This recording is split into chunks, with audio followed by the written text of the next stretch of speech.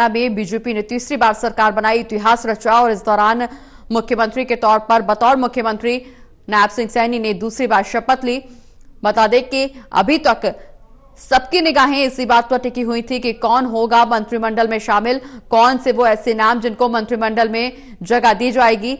और अब आखिरकार इससे पर्दा उठ गया है। नायब सिंह सैनी ने मुख्यमंत्री के रूप में शपथ ली। इसके अलावा अनिल विज, कृष्णलाल पवार और श्याम सिंह राणा, राजेश नागर, राव नरबीर सिंह, महिपाल ढांडा, श्रुति चौधरी, आरती राव, ये तमाम ऐसे नाम जिनको मंत्रिमंडल में शामिल किया गया है। देवेंद्र कथुरिया जी हमारे साथ एसोसिएट एडिटर ज्यादा जानकारी के लिए जुड़ गए। देवेंद्र जी, अभी तक जिस बात के सिर्फ कयास लगाए जा रहे थे, अब उस रहस्य से पर्दा उठ गया है। मंत्रिमंडल में शामिल सभी मंत्रियों के नाम अब सार्वजनिक हो गए हैं।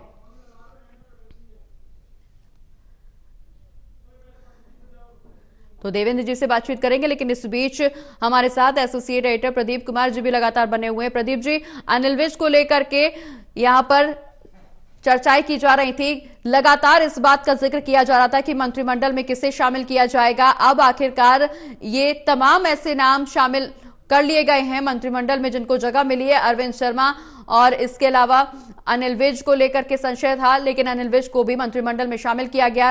रणबीर गंगवा, इसके अलावा श्रुति चौधरी, आरती राव, ये तमाम ऐसे नाम जिनको मंत्रिमंडल में शामिल किया गया है, सरकार चलाने में अहम भूमिका निभाते हुए नजर आएंगे। और देखिए, बिल्कुल, और एक भव्य समारोह पंचकुला के सेक्टर 5 में दशहरा ग्राउंड पर यहाँ पर प्रधानमंत्री नरेंद्र मोदी की मौजूदगी में नायब सैनी सरकार का शपथ ग्रहण समारोह संपन्न हुआ है अभी अभी। और जो तस्वीरें निकल कर आई हैं हरियाणा की राजनीति के मिजाज के हिसाब से अगर देखें तो एक अच्छा जो कैबिनेट का जो गठन किया है नायब सैनी ने, सभी वर्गों को प्रतिनिधित्व देने की कोशिश और इसमें सभी वर्गों को खुश करने की कोशिश ये देखने को मिल रही है। इसलिए अलग अलग वर्ग के नेताओं को यहाँ पर मंत्री बनाया गया है। इसमें सभी वर्गों को विशेष तौर पर साधने की कोशिश की गई है और एक बेहतर संतुलन के साथ टीम बनाई गई है, बीजेपी का दावा है। सबसे पहले यहाँ पर जिस तरीके से जो अति विशिष्ट लोग, उनका जमावड़ा लगा मंच पर, मुख्य मंच पर उनकी मौजूदगी वो देखने को मिली। और उसके बाद हमने देखा कि जो संभावित मंत्री थे वो मंच पर नजर आने लगे, जिसमें जो नाम चर्चाओं में थे, जैसे कि जानकारी पहले ही दी गई थी, तो वो काफी महत्वपूर्ण थी। और इसलिए नजरें थी कि मंत्रिमंडल का जब गठन होगा तो उसमें कितने चेहरे नए शामिल होंगे, पुराने कितने रहेंगे। आखिरकार यहाँ एक बार फिर अनिल विज को महत्वपूर्ण जिम्मेदारी मिलेगी, वो मंत्री बने हैं। लेकिन एक खास बात ये रही कि मंत्री पद की शपथ ले रहे थे अनिल विज, उसके बाद उन्होंने शपथ लेने के बाद प्रधानमंत्री के पास जाकर अभिवादन किया, संवाद किया। प्रधानमंत्री हंसते हुए नजर आए। क्या बातचीत हुई, ये तो दोनों नेता के बीच का संवाद है, बीच में मुख्यमंत्री भी मौजूद थे। लेकिन अनिल विज दावेदारी जताते रहे थे मुख्यमंत्री पद को लेकर। इसके अलावा पर्यवेक्षक के तौर पर अमित शाह की एंट्री हुई थी और माना गया था कि नायब सैनी के नाम पर कोई विवाद ना हो, इसलिए उनको लाया गया और इसलिए विवाद नहीं हो पाया और नायब सैनी के नाम पर मोहर लग गई। इसके अलावा युवा नेताओं को इस मंत्रिमंडल में जगह मिली है, जिसमें गौरव गौतम, वो नाम पलवल से है, जो कि पलवल से चुनाव जीते हैं। करण दलाल को चुनाव हराया उन्होंने, एक बड़े नेता को, मजे हुए नेता को चुनाव हराने के बाद वो विधानसभा पहुंचे हैं, उनको कैबिनेट में जगह मिली है, राज्य मंत्री वो बने हैं। इसके अलावा अगर देखें, अटेली से चुनाव जीती राव इंद्रजीत सिंह की बेटी राव आरती सिंह, उनको भी यहाँ पर मंत्री पद की शपथ दिलाई गई है, वो भी मंत्री बनी है। श्रुति चौधरी, किरण चौधरी की बेटी है, वो पूर्व सांसद रही है कांग्रेस कोटे से, यानी जो उनकी माता किरण चौधरी, और वो खुद छोड़कर कांग्रेस पार्टी बीजेपी को ज्वाइन कर रही थे और वहां पर काफी प्रभाव उन्होंने डाला है, तो वो भी मंत्री बनने में कामयाब रही हैं। इसके अलावा श्याम सिंह राणा वो मंत्री बने हैं। इसके अलावा डॉक्टर अरविंद शर्मा, कृष्ण लाल पवार वो मंत्री बने हैं। इसके अलावा कृष्ण बेदी मंत्री बने हैं। साथ ही जो मंत्री बने हैं अन्य, रंजीत गंगवा भी मंत्री बने हैं। इसके अलावा महिपाल ढांडा मंत्री बने हैं, राव नरबीर सिंह मंत्री बने हैं कैबिनेट रैंक, विपुल गोयल ने मंत्री पद की शपथ ली है। इसके अलावा राजेश नागर वो मंत्री पद की शपथ उन्होंने ली है। तो दो महिलाओं की एंट्री, जिसमें श्रुति चौधरी और राव आरती सिंह, उन्होंने मंत्री पद की शपथ ली है। तो कुल मिलाकर अगर देखें तो 13 मंत्री बने हैं और कुल मिलाकर अब उनके कामकाज पर निगाहें रहने वाली है। तो हरियाणा में नई कैबिनेट नए तेवरों के साथ सामने आई है। नायब सैनी अब 5 साल के लिए अधिकृत हो गए हैं, क्योंकि जब वो पहली बार बने थे तब काफी कम वक्त था, उनको काफी कम वक्त मिला ये कहा गया, लेकिन अब उनके पास पूरा कामकाज का मौका होगा कि वो उन वादों को पूरा कर सके जो वादे किए गए हैं, चुनावी वादे किए गए हैं। ऐसे में उनके कामकाज पर अब तमाम निगाहें रहने वाली हैं। बिल्कुल प्रदीप जी, जिस तरह से चुनावी वादों का आप जिक्र कर रहे हैं, नायब सिंह सैनी को आखिरकार मुख्यमंत्री के तौर पर दोबारा से जिम्मेदारी सौंपी गई है, अब राज्य की कमान संभालते हुए नजर आएंगे। और जिस बात का जिक्र किया जा रहा था, जिस बात को लेकर के संशय पिछले लंबे समय से देखने को मिल रहा था कि कौन होगा मंत्रिमंडल में शामिल, अब आखिरकार वो नाम सामने आ गए। तो निश्चित रूप से अब हरियाणा की सरकार में क्या कुछ नया फेरबदल होगा, ये अब जरूर देखने को मिलेगा, क्योंकि जिस तरह से चुनावी वादों की बात अगर अब करें तो चुनावी वादे जो चुनाव के दौरान किए गए, अब जनता की नजर उन वादों को धरातल पर उतारने पर होगी कि किस तरह से सरकार की तरफ से इन वादों को धरातल पर उतारा जाएगा, जनता की उम्मीदों को पूरा किया जाएगा। और देखिए बिल्कुल, और जो कॉम्बिनेशन बनाया है यहाँ पर बीजेपी ने मंत्रिमंडल का, उसमें सभी वर्गों को प्रतिनिधित्व देने का इरादा, और इसलिए अलग अलग वर्ग को विशेष मैसेज देने के लिए आज का दिन का खास चुनाव ये इसलिए भी अहम हो जाता है क्योंकि आज वाल्मीकि जयंती, और इस दिन का लेकर शपथ ग्रहण समारोह के तौर पर चिन्हित करना, शपथ ग्रहण समारोह करना, ये एक बड़ा मैसेज देता है, क्योंकि बीजेपी को ये मैसेज सीधे तौर पर लगता है कि हरियाणा में जो मैंडेट उनको मिला है वो दलित वर्ग और जो ओबीसी वर्ग है उसकी महत्वपूर्ण भूमिका रही है, अन्य वर्गों की महत्वपूर्ण भूमिका रही है। लिहाजा उसको साधने के लिए मंत्रिमंडल में विशेष तौर पर यहाँ पर जगह दी गई है उनके जुड़े नेताओं को, और उनके जरिए अब मंत्रिमंडल में कामकाज पर फोकस रहेगा। तो कई बड़े वादे, चुनावी वादे किए गए हैं जिनको अमली जामा पहनाना अब प्राथमिकता रहेगी बीजेपी सरकार की, नायब सिंह सरकार की। जो चुनावी वादे और खासतौर से 100 दिन का एजेंडा विशेष फोकस में रहता है, चर्चाओं में रहता है, उस मापदंड पर खरा उतरने के लिए अब निश्चित तौर पर तीव्र गति से काम काज शुरू होगा, ये कहा जा रहा है। बिल्कुल प्रदीप जी, अगर बीजेपी के संकल्प पत्र का जिक्र करें तो तमाम ऐसे वादे जो बीजेपी सरकार की तरफ से सत्ता में आने से पहले किए गए थे, कौन से वो वादे होंगे जिनको प्राथमिकता दी जाएगी सरकार बनाने के बाद? देखिए बिल्कुल 100 दिन का एजेंडा सेट किया जाएगा, जो जानकारी मिल रही है, और 100 दिन के एजेंडे को सेट करते हुए यहाँ पर प्राथमिकताएं अलग अलग वर्गों के लिए विशेष तौर पर रोजगार को प्राथमिकता, और इसलिए 24,000 नियुक्तियों जो लटकी थी उनको विशेष प्राथमिकता दी जाएगी, वो जल्द से जल्द लागू की जाएंगी, ये कहा गया है। तो ये जरूर है कि रोजगार को विशेष प्राथमिकता, दूसरा किसान वर्ग को खुश करना, क्योंकि ये आरोप लगते रहे हैं बीजेपी पर कि किसान वर्ग नाराज है, उस वर्ग विशेष का वोट उनको नहीं मिला है, लेकिन समीकरण बदले हैं, तो ये साबित करने की कोशिश अब बीजेपी की ओर से वो रहने वाली है प्राथमिकता के तौर पर कि वो सभी वर्गों की सरकार है। इसलिए उन वर्गों के लिए विशेष योजनाएं जो हमने केंद्रीय कैबिनेट के फैसलों में भी हाल में देखा है कि विशेष फोकस किया है उन्होंने किसान वर्ग और खासतौर से जो रोजगार से जुड़े हुए वर्ग हैं, जो रोजगार के सृजन में महत्वपूर्ण भूमिकाएं अलग अलग सेक्टर निभाते हैं, उनको भी फोकस करते हुए कई घोषणाएं की गई हैं। तो जरूर है, इसके अलावा महिला वर्ग जो है वो काफी महत्वपूर्ण है, इसलिए सिलेंडर जो है 500 रुपए में उपलब्ध कराना, महंगाई से निजात दिलाना, ये प्राथमिकता सूची में शामिल है बीजेपी की। इसके अलावा जिस तरीके से हमने देखा अग्निवीर योजना को लेकर विरोध, और जो यहाँ पर ये वादा किया गया कि सभी को गारंटीड पेंशन वाली नौकरी मिलेगी, तो ये एक बड़ा वादा था, और ऐसे में आप सभी को समायोजित करना यहाँ पर ये एक बड़ा चुनावी मुद्दा बनकर उभरा था, जिसको गृह मंत्री अमित शाह ने चुनावी रैली में बुलाया भी था। तो ये गारंटी दी गई है, यानी एक जो अग्निवीर है या जो उसमें उनको पेंशन के साथ रोजगार की गारंटी मिलेगी, तो ये एक बड़ी घोषणा थी। इसके अलावा भी कई बड़ी घोषणाएं अपने संकल्प पत्र में बीजेपी ने की हैं, जिनके जरिए वो सभी वर्गों को लुभाने की कोशिश उन्होंने की थी चुनाव के दौरान। अब सरकार उनकी बन गई है, शपथ ग्रहण हो गया है, अब चुनावी वादों को पूरा करने की प्राथमिकता यहाँ पर रहेगी।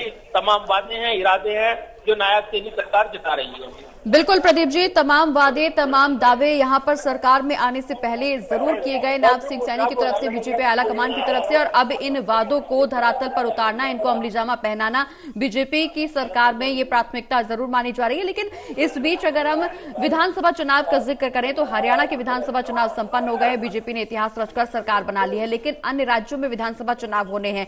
हरियाणा से लगता है दिल्ली, और इस दौरान अगले साल दिल्ली में विधानसभा चुनाव होने हैं। कहा यह जा रहा है कि हरियाणा में बीजेपी की सरकार ने जो इतिहास रचा है वो कहीं ना कहीं दिल्ली की सत्ता को भी प्रभावित कर सकता है, दिल्ली के चुनाव पर भी गहरा असर डाल सकता है। देखिए, बिल्कुल हरियाणा की जीत के बाद बीजेपी के तेवर बदले हुए हैं। राजनीतिक तौर पर अब बीजेपी एक जो उसके गर्म मिजाज और तेवर जिस तरीके से जानी जाती है पार्टी, एक नए स्टाइल के साथ उसके कार्यकर्ताओं में जोश भरा है, ये कहा जा रहा है। क्योंकि लोकसभा चुनाव में जो बूस्ट मिला था जो विपक्षी गठबंधन को, इंडिया ग्रुप को, अब यहाँ पर वो स्पीड देकर आया है। हरियाणा चुनाव यहाँ पर अब वापसी करते हुए बीजेपी के कार्यकर्ता उत्साहित नजर आ रहे हैं और इसलिए इसका असर अब राज्य में चुनावी पर बजा हुआ है। खासतौर से महाराष्ट्र की बात करें, झारखंड की बात करें, वहां पर वो असर डालेगा ये चुनावी परिणाम, ये कहा जा रहा है। और इसलिए अभी से चुनावी तैयारियां बहुत जोरों शोरों से बीजेपी ने शुरू की है। जो चुनाव समिति की बैठक का सिलसिला हुआ, इसके अलावा अलग अलग यहाँ पर नेताओं को जो जिम्मेदारियां दी गई हैं, तो बिल्कुल विशेष तौर पर यहाँ पर खास तौर से ये विजन रखने की कोशिश की गई है कि वो सभी वर्गों को साथ रखें और इसलिए उन राज्यों पर विशेष फोकस अब बीजेपी करने वाली है जहाँ चुनावी बिंदु बजा हुआ है, जिसमें झारखंड, इसके अलावा महाराष्ट्र शामिल है। महाराष्ट्र के चुनावी समीकरण निश्चित तौर पर महत्वपूर्ण है क्योंकि वहां पर जो महाराष्ट्र में जो विपक्षी गठजोड़ है, महागठजोड़ आघाड़ी, उसके बीच और महायुति गठजोड़ के बीच मुख्य मुकाबला रहेगा। ऐसे में नए समीकरण बनकर उभरेंगे, कहा जा रहा है। तो महाराष्ट्र पर विशेष फोकस, झारखंड पर विशेष फोकस अब बीजेपी करेगी और जो चुनावी नतीजे आए हैं राजस्थान के, उनके लिए निश्चित तौर पर एक बड़ा बूस्ट मिलना है, ये कहा जा रहा है। बिल्कुल, न सिर्फ महाराष्ट्र बल्कि झारखंड में भी चुनाव होने हैं प्रदीप जी, और झारखंड में भी चुनावी समीकरण को साधना बीजेपी के लिए कड़ी चुनौती होने वाला है। हालांकि जेएमएम की सरकार में भी काफी उथल पुथल हाल ही के दिनों में देखने को मिला। जब मुख्यमंत्री हेमंत सोरेन जेल में थे, उसके बाद चंपई सोरेन को राज्य की कमान सौंपी गई। जेल से बाहर आने के बाद चंपई सोरेन के हाथ से कमान ली गई, वापस से मुख्यमंत्री के तौर पर हेमंत सोरेन को नियुक्त किया गया। जेएमएम में निश्चित तौर पर घमासान मचा हुआ है और शायद यही वजह है कि बीजेपी इस घमासान को बुनाने की कोशिश झारखंड चुनाव में जरूर करती हुई नजर आएगी। देखिए, बिल्कुल, और ये चर्चाएं इसलिए भी खास हो जाती हैं जब ये चर्चाएं थी कि हरियाणा में बीजेपी आशानुरूप प्रदर्शन नहीं कर पाएगी, सरकार कांग्रेस की बनेगी, लेकिन अप्रत्याशित नतीजे रहे, ये कहा गया कांग्रेस की ओर से। और जिस तरीके से कांग्रेस ने भी कहा कि ये तंत्र की जीत हुई है, लोकतंत्र की जीत नहीं हुई है, स्वीकार कर दिया उन्होंने। और चुनौती भी यहाँ पर कानूनी तौर पर दी गई है, 20 सीटों पर पुनर्मतदान की मांग की गई है, लेकिन उसको अगर दरकिनार कर दें तो बीजेपी ने एक बड़ी विक्ट्री हासिल की है चुनाव में। हरियाणा के चुनावी मुकाबले में जिस तरीके नतीजे आए और 48 सीटों पर जीत हासिल करने के बाद 3 निर्दलीयों का समर्थन हासिल किया है, तो कुल मिलाकर देखें तो ये 51 विधायकों का कुल समर्थन उनके पास हो जाता है और ऐसे में एक कंफर्ट मेजोरिटी उनके पास है। तो सरकार को 5 साल एक अच्छा जनादेश के साथ चलाने का अवसर उनको मिला है, तो कामकाज पूरा करने के बाद अभी दूसरा जो रणनीतिक तौर पर ये चर्चाएं हो रही है कि हरियाणा में जो चुनावी मुकाबला रहा और जिस तरीके से परिदृश्य बदल गया है, अब निश्चित तौर पर राहत मिली है बीजेपी को। ऐसे वक्त जब हम राजनीतिक चुनौती देख रहे थे, संसद में खासतौर से काफी आक्रामक कांग्रेस के विपक्ष के तेवर थे, उनकी धार थोड़ा कमजोर पड़ेगी हरियाणा के चुनावी नतीजे के बाद। अगर महाराष्ट्र और झारखंड में भी मुकाबला बीजेपी जीत जाती है या यहाँ पर समीकरण उनके पक्ष में जाते हैं, तब निश्चित तौर पर विपक्ष की चुनौती और बढ़ जाएगी और उनके लिए आगे के मुकाबले आसान नहीं होंगे। तो फिलहाल झारखंड और जो महाराष्ट्र का चुनावी मुकाबला है वो काफी कुछ तय करता हुआ नजर आएगा राजनीतिक नजरिए से। तो काफी कुछ दांव पर लगा रहेगा विपक्ष का भी और बीजेपी का भी। बिल्कुल प्रदीप जी, जिस तरह से हरियाणा में जीत के बाद बीजेपी का अगला टारगेट झारखंड और महाराष्ट्र होने वाला है। अब चूंकि शाम का 4 बजे का समय जब प्रधानमंत्री नरेंद्र मोदी का संबोधन भी होगा, चूंकि एनडीए के तमाम नेताओं के साथ में बीजेपी शासित मुख्यमंत्रियों के साथ में ये बैठक होनी है, जिसमें प्रधानमंत्री की तरफ से क्या जीत का मूल मंत्र दिया जाएगा विधानसभा चुनाव को लेकर के अन्य राज्यों में, या फिर सरकार को कुछ टिप्स दी जाएंगी? जिस तरह से समीकरण यहां फिलहाल मौजूदा बनते हुए नजर आ रहे हैं, जो बैठक होगी वो क्या, उसमें क्या मुद्दे शामिल किए जाएंगे? देखिए, बिल्कुल समय का सदुपयोग और मौके के हिसाब से अपनी रणनीति बनाने में बीजेपी माहिर है और खासतौर से प्रधानमंत्री नरेंद्र मोदी कोई भी बड़ा मौका चूकते नहीं है। जब ऐसे बड़े मंच पर नेताओं की मौजूदगी है। एनडीए के तमाम नेताओं का जमावड़ा यहाँ पर दिखा है, जिसमें चंद्रबाबू नायडू भी मौजूद रहे हैं, आंध्र प्रदेश के मुख्यमंत्री। तो एनडीए के लिए एक अच्छा एक अवसर है जब इस मंच पर उनकी एकजुटता शक्ति प्रदर्शन दिखा है। एनडीए नेताओं के तमाम नेता मौजूद रहे हैं, उनके साथ बैठक कर अब महाराष्ट्र और झारखंड के समीकरण पर रणनीतिक तौर पर चर्चा। तो कहीं न कहीं जो गठबंधन है उनको एक मैसेज भी स्पष्ट तौर पर कि बीजेपी के साथ चलने में उनके लिए इस वक्त सबसे ज्यादा मुफीद समय है, ये मैसेज भी बीजेपी देगी। हम देख रहे हैं कि बिहार में जिस तरीके से जेडीयू दबाव में आई है, तो इसकी वजह ये भी बताया जा रहा है कि कहीं ना कहीं हरियाणा के चुनाव परिणाम से जो बीजेपी के अन्य सहयोगी दल हैं उन पर भी असर पड़ेगा और वो भी अब बैकफुट पर दिखाई देंगे। जो गाहे बगाहे चर्चा चलती है, तो इधर बीजेपी सहयोगी दल में कंफर्ट महसूस करेगी, एनडीए मजबूत होगा। तो दूसरी तरफ अगर देखें तो इस हरियाणा के चुनाव परिणाम ने विपक्षी गठजोड़ में हलचल बढ़ाई हुई है। तो एनडीए खेमे में यहाँ पर जो जीत मिली है उसके बाद वो जश्न मनाते नजर आ रहे हैं। कंफर्ट जोन में वो दिखाई दे रहे हैं, तो अनकंफर्ट जोन में जो है इंडिया ब्लॉक दिखाई दे रहा है। तो निश्चित तौर पर ये दोनों विश्लेषण है जो किए जा रहे हैं। और अगर आप आगे चुनावी मुकाबले की बात करें तो महाराष्ट्र का और झारखंड का चुनावी मुकाबला इस नजरिए से महत्वपूर्ण होगा क्योंकि हरियाणा के चुनाव परिणाम जिस तरीके से बीजेपी के पक्ष में गए हैं, ये परिणाम कहीं ना कहीं ये रणनीतिक तौर पर विपक्ष को रणनीति बदलने पर मजबूर करेंगे। दूसरा, जो अभी तक बीजेपी को लेकर हल्के में ले रहे थे या ये उम्मीदें कर रहे थे कि वो यहाँ पर इन चुनाव में हार के बाद उनकी मुश्किलें बढ़ेंगी, तो वो मुश्किलें अब उनकी घट गई हैं।